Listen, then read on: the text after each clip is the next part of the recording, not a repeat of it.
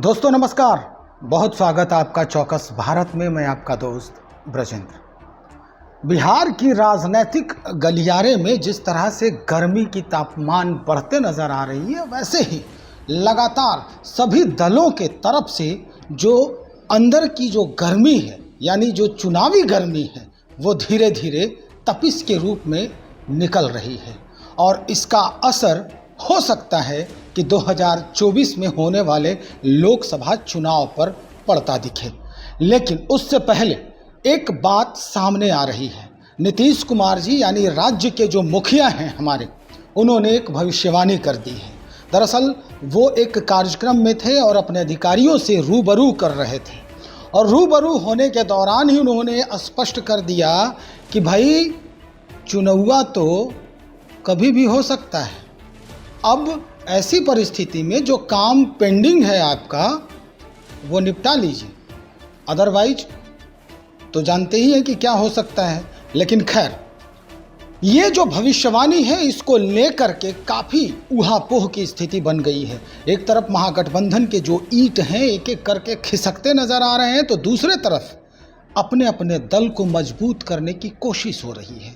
चलिए, मजबूती के कगार पर पहुंच रहे हैं और मजबूती को बहुत करीब से देखने वाले एक ऐसे पार्टी के नज़दीक हम पहुंचे हैं जो हाल ही में उस स्तंभ के ईंट के रूप में बाहर आ चुके हैं। जी हाँ, राष्ट्रीय लोक जनता दल की बात कर रहे हैं, जिसके राष्ट्रीय अध्यक्ष उपेंद्र कुशवाहा जी हैं।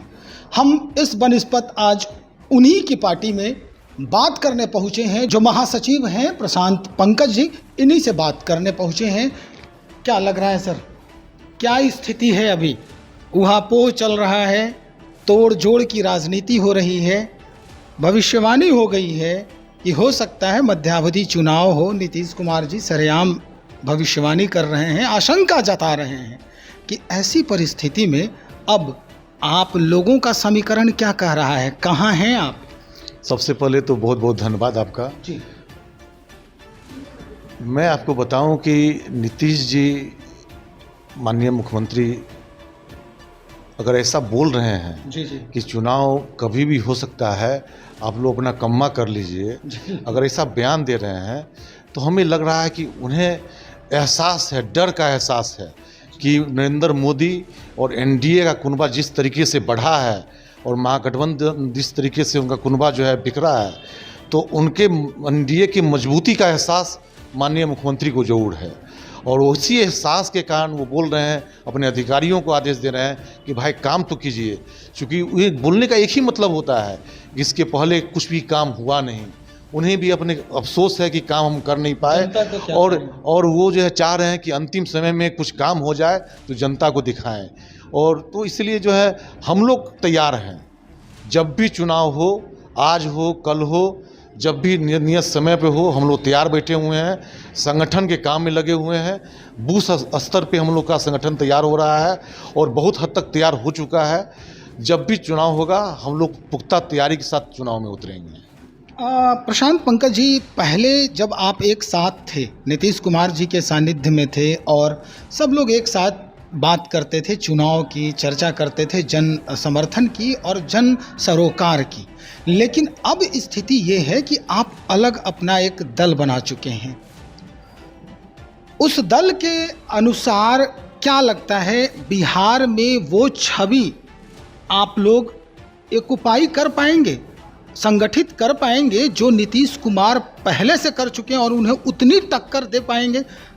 जातिगत समीकरण अलग बात है, ये कहा जा रहा है कि लौकुश का अधिक सपोर्ट आपको भी मिल रहा है, लेकिन वो मुद्दा वहाँ पर ख़त्म हो जाता है। जन समर्थन, विकास और उनके जो व्यवस्था है उस पे ज़्यादा मायने रखता है, और चूँकि अब जनता जातिगत समीकरण पर उतना ध्यान नहीं दे रही है। सबसे पहले मैं आपको बताऊं कि माननीय मुख्यमंत्री जी जो पिछले 18 सालों से बिहार में शासन कर रहे हैं, यहाँ की सरकार चला रहे हैं जी। लेकिन हर सरकार जो बनती है उसके बैकग्राउंड में जातीय समीकरण होता ही है। ये सच्चाई है, बिहार की सच्चाई ही नहीं, पूरे देश की सच्चाई है। और चेहरा भले ही माननीय मुख्यमंत्री का कुछ हो रहा हो, चेहरे के पीछे वही गुना जो प्लस माइनस जो है वो जातीय समीकरण का ही करते रहे हैं, उसके बल पे ही वो सत्ता में आते रहे हैं। और सबसे आश्चर्यजनक बात तो ये है कि जिसके बल पे वो सत्ता में आए, शासन किए और अब पिछले 18 वर्षों से वो शासन कर रहे हैं, उनको ही वो नकार दिए। और नकारने के बाद अभी हालत ये है कि वो सत्ता में है, सारा वो वोट लव कुश समाज का जो वोट है वो सारा वोट जो है हम लोग के पास आ चुका है। हम दावे के साथ कह सकते हैं कि शायद 2-4% वोट इधर बिखरे हुए वोट शायद उनको मिल जाए तो मिल जाए।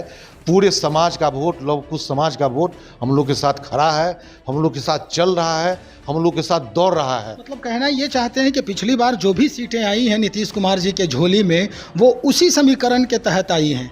निश्चित रूप से इसी समीकरण, ये आधार वोट था। बाद में कुछ और वोट जुड़ते गए, लेकिन आधार वोट था जिसके कारण वो प्रदर्शन अच्छा किए और सत्ता में आए और शासन किए। अब ये उनका शासन नहीं रहने वाला है, पूरा वोट जो है उनका बिखर चुका है। और जो इकबाल था जनता पे, जो पिछले 18 वर्षों तक उनका शासन रहा है, वो अब नहीं रहा। यानी कुल मिला के अब ये कहना चाहते हैं कि जब आपके साथ लौकुश पूरा समीकरण जो है वो आ रहा है, आप पूरा इक्वेशन को सॉल्व कर रहे हैं, तो अब नीतीश कुमार जी के पास तो कुछ बचा नहीं।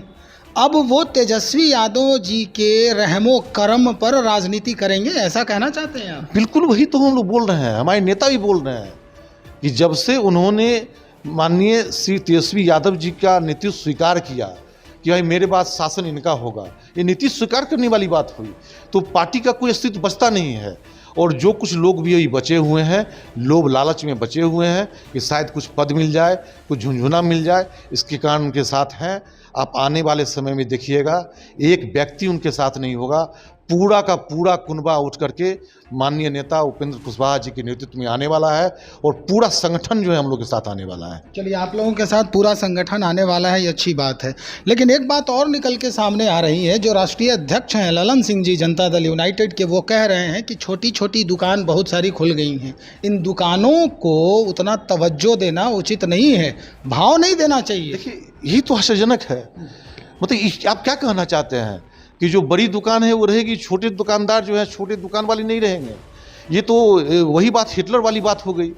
हर किसी को यहाँ पे जीने का हक है, यहाँ पे रहने का हक है।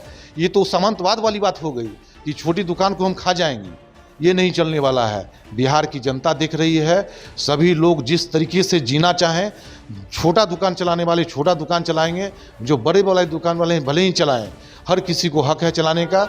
और हर पार्टी रहेगी यहाँ पे, ये पूरी जनता का समर्थन है, उसके कारण ही पार्टी यहाँ पे जीवित रहती है। राजनीति का दुकानदारीकरण हो गया है, ये आप भी मानते हैं?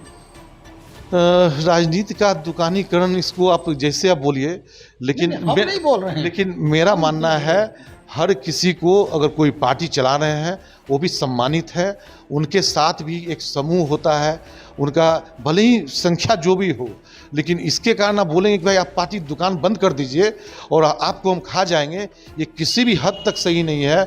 और हम तो बोलते हैं कि ये बयान जो है माननीय ललन सिंह को वापस लेना चाहिए।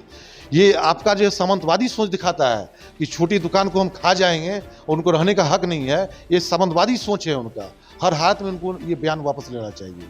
चलिए, आखिर में एक सवाल और, लोकसभा चुनाव के लिए चाहे जब भी हो, मध्यावधि चुनाव हो या अपने नियत समय 2024 में अप्रैल महीने में जो होने वाली है वो हो, क्या लगता है आपको इसमें उपेंद्र कुशवाहा जी अपना जो दमखम है या जो अपनी ज़मीन तैयार कर चुके हैं, उसमें जो उन्होंने फसल बोया है, कितना काट पाएंगे वो? दावे के साथ हम बोल सकते हैं कि हम लोग तो एक गठबंधन में चुनाव लड़ने जा रहे हैं। जो भी गठबंधन में चुनाव लड़ेंगे, जितने भी सीट पे लड़ेंगे, हम लोग 100% वो सीट जीतने जा रहे हैं। मतलब 100% मतलब जो जितने सीट पे लड़ेंगे हम लोग, एक भी सीट हम लोग हारने वाले हैं। 100% हम लोग का स्ट्राइक रेट रहेगा। चलिए, बहुत शुक्रिया जानकारी देने के लिए। मध्यावधि चुनाव की बात हो रही है, भविष्यवाणी हो गई है। नीतीश कुमार ने खुद कहा है कि जल्दी से काम निपटा लीजिए जितने भी अधिकारी हैं राज्य के, और उन्हें ये हिदायत कर दिया गया है कि भाई हो सकता है चुनाव के पहले आचार संहिता लग जाती है, या जो काम नहीं होंगे तो फिर हम अगर जन समर्थन जन संबोधन में पहुँचेंगे तो हम क्या कहेंगे, जवाब क्या देंगे। बस अधिकारी उनकी बात समझ गए, सुन लिए और हो सकता है काम भी दनादन बिहार में होने लगे, विकास के काम। उसके पहले ही सारे जो पार्टियां हैं वो अपने दमखम दिखाने का भरपूर प्रयास कर रहे हैं। दिल्ली आना जाना लगातार लगा हुआ है। जिनका भी भारतीय जनता पार्टी से सरोकार है, उनके साथ गठबंधन में है, आला अधिकारियों से, यानी जो राजनीति के आला अधिकारी हैं, आला जो कमान कहते हैं जिनको, उनसे मुलाकात हो रही है। अब देखना ये है कि कुछ ही दिन बाद 23 तारीख को विपक्षी एकता का मंचन होने जा रहा है, यानी एक मंच पर विपक्षी एकता को मजबूत करने की कवायद होगी और ये कवायद बिहार की राजधानी पटना में होगी। और उसके ठीक बाद, तुरंत बाद, दिल्ली से भारतीय जनता पार्टी के बड़े नेता नड्डा साहब और अमित शाह जी, ये दोनों का बिहार आगमन होने वाला है। क्या रणनीति होगी, कैसी राजनीति देखने को मिलेगी, इसके लिए हमें कुछ दिन और इंतज़ार करने की ज़रूरत है। तो आप बने रहें हमारे साथ, हम आपको सारी जो क्रियाकलाप है बिहार के राजनीति की वो दिखाएंगे। बहुत शुक्रिया आपका।